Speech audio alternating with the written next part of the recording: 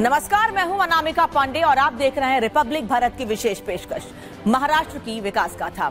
इस विशेष पेशकश में हम आपको दिखाएंगे महाराष्ट्र की वो बड़ी और महत्वपूर्ण खबरें जो सिर्फ न राज्य की दिशा बदल रही हैं, बल्कि विकसित भारत के सपने को साकार करने में सहायक भी साबित हो रही हैं। तो चलिए शुरुआत करते हैं उन बड़ी खबरों से जो सुर्खियों में रही। महाराष्ट्र सरकार ने एक बार फिर औद्योगिक विकास को नई दिशा देते हुए 9 कंपनियों के साथ 80,962 करोड़ निवेश के एमओयू साइन किए। ये एमओयू मुंबई में आयोजित AIIFA स्टीलेक्स 2025 स्टील महाकुंभ में किए गए। मुख्यमंत्री देवेंद्र फडणवीस की उपस्थिति और केंद्रीय मंत्री प्रहलाद जोशी के हाथों से स्टील महाकुंभ उद्घाटन समारोह को संपन्न हुआ। इन बड़े एमओयू से राज्य में करीब 40,300 नए रोजगार के अवसर निर्माण होंगे। इन परियोजनाओं के जरिए गढ़चिरौली, चंद्रपुर, नागपुर, वर्धा, रायगढ़, छत्रपति संभाजी नगर और सतारा जैसे जिलों में बड़े औद्योगिक प्रोजेक्ट लगाए जाएंगे। तो चलिए इनमें से कुछ महत्वपूर्ण एमओयूज के बारे में विस्तार से बात करते हैं। गढ़चिरौली में सुमेध ट्रस्ट प्राइवेट लिमिटेड और हरिओम पाइप इंडस्ट्रीज लिमिटेड के संयुक्त प्रोजेक्ट में 5,135 करोड़ का निवेश होगा। छत्रपति संभाजी नगर में NPSPL एडवांस मटेरियल 5,440 करोड़ का निवेश करके लिथियम बैटरी मटेरियल और कार्बन कॉम्प्लेक्स बनाएगी। इस प्रोजेक्ट से 5,000 युवाओं को नौकरी मिलेगी।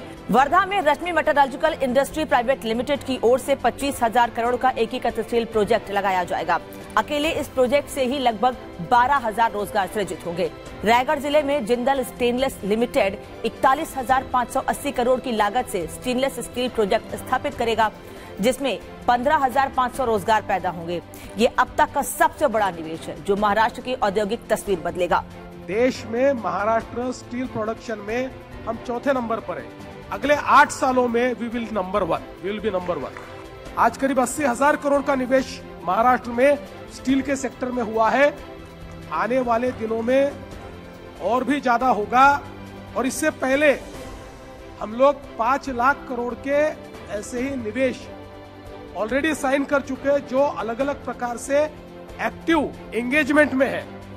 तो मैं ऐसा मानता हूं कि एक नई स्टील की इकोसिस्टम हम महाराष्ट्र में शुरू कर रहे हैं।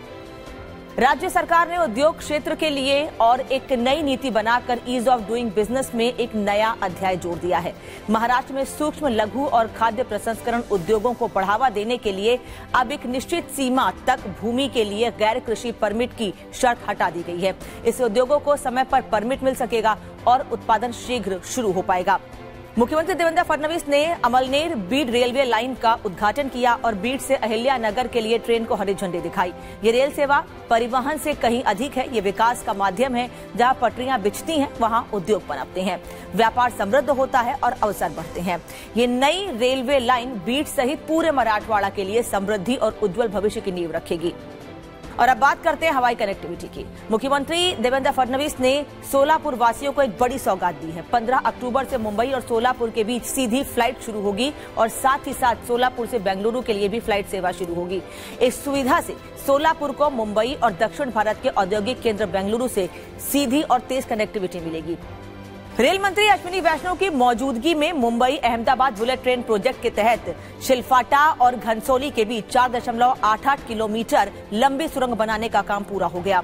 सूरत बिलीमोरा के बीच हाई स्पीड कॉरिडोर का पहला चरण दिसंबर 2027 में शुरू हो जाएगा। बुलेट ट्रेन से मुंबई और अहमदाबाद के बीच का सफर सिर्फ 2 घंटे 7 मिनट में पूरा हो जाएगा। अभी इस दूरी को तय करने में 9 घंटे लगते हैं। महाराष्ट्र के उप मुख्यमंत्री एकनाथ शिंदे ने मुंबई में राज्य स्तरीय स्वस्थ नारी सशक्त परिवार अभियान का शुभारंभ किया। ये राष्ट्रव्यापी अभियान प्रधानमंत्री नरेंद्र मोदी ने मध्य प्रदेश के धार से शुरू किया था। 17 सितंबर से 2 अक्टूबर तक आयोजित ये अभियान महिलाओं के स्वास्थ्य को केंद्र में रखकर परिवारों और समाज की नींव को और मजबूत करने की दिशा में कदम है। महाराष्ट्र के उप मुख्यमंत्री अजीत पवार ने नागपुर स्थित कैंसर संस्थान का दौरा किया। उन्होंने वहां उपलब्ध उपकरणों और स्वास्थ्य सेवाओं का निरीक्षण किया और अधिकारियों के साथ चर्चा की। सरकार का उद्देश्य है कि हर कैंसर रोगी को समय पर इलाज मिले और कोई भी मरीज उपचार की कमी से वंचित न रहे। आज की विकास गाथा में हमने देखा कि कैसे महाराष्ट्र हर क्षेत्र में नई ऊर्जा के साथ आगे बढ़ रहा है। हर परियोजना, हर कदम राज्य की समृद्धि और आधुनिकता का प्रतीक है। अगले सप्ताह हम फिर लौटेंगे राज्य की प्रगति के नए अध्यायों और प्रेरणादायक कहानियों के साथ। तब तक के लिए जय महाराष्ट्र।